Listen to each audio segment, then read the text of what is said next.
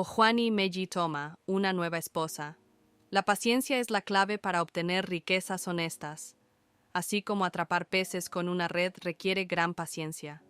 Estos fueron los nombres de los dos agüoses que realizaron adivinación para la princesa de Ado, Omo Ewi Ado, cuando estaba a punto de entrar en el mundo del comercio.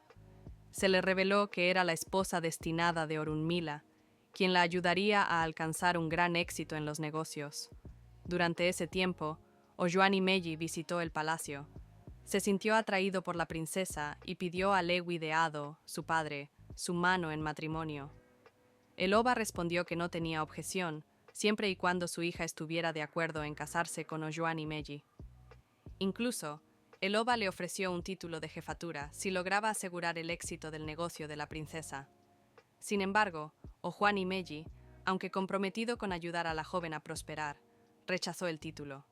En este momento, el Ewi llamó a su hija y le informó sobre la propuesta matrimonial de Ojuani Meji. Cuando se le preguntó si estaba dispuesta a casarse con él, la princesa confirmó rápidamente su interés y aceptó ser su esposa. Muchos admiradores en la ciudad habían deseado casarse con la princesa durante mucho tiempo. Al enterarse de que el Oba la había entregado a Ojuani Meji, reaccionaron con resentimiento, decidiendo retirar su lealtad y respeto al rey. Cuando regresó a su hogar, Ojuani Meji consultó a Ifá para determinar qué debía hacerse para que la princesa tuviera éxito en su negocio. Orunmila le aconsejó que hiciera un sacrificio que consistía en 16 palomas, 16 patos, 16 gallinas de Guinea, 16 sacos de dinero, 16 piezas de tela, 16 porciones de jabón. Un macho cabrío para Eshu o Juanimeji comenzó el sacrificio ofreciendo un macho cabrío a Eshu. Luego recolectó las hojas sagradas necesarias del bosque y utilizó 4 de los elementos prescritos para preparar un jabón especial, dejando las 12 palomas restantes para criarlas en casa. Le dio el jabón a la princesa y le indicó que se bañara con él. Al día siguiente, viajó al mercado de Oja a Jigbo-Mekon. Antes de que llegara, Eshu ya había reunido todos los productos comerciales más valiosos en un puesto central del mercado.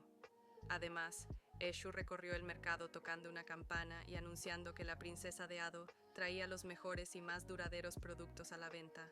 Gracias a esta intervención divina y promoción estratégica, vendió toda su mercancía con una ganancia excepcional.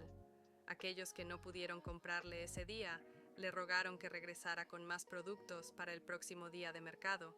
Así, su negocio floreció hasta que, eventualmente, se volvió más rica que su propio padre, el Oba.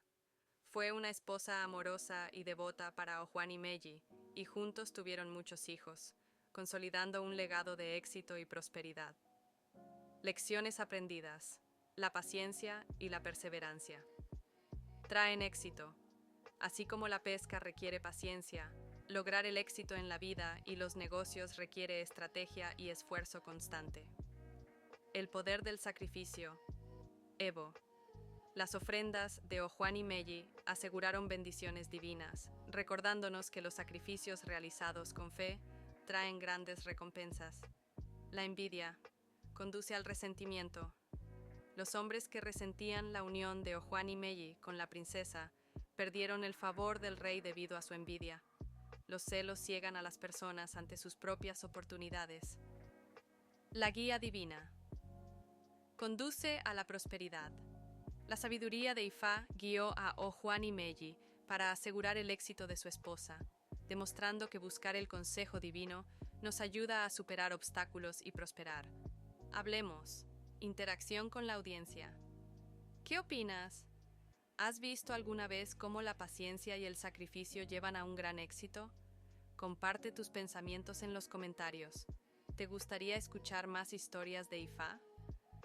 Dinos qué leyendas yoruba y enseñanzas quieres explorar en el próximo episodio.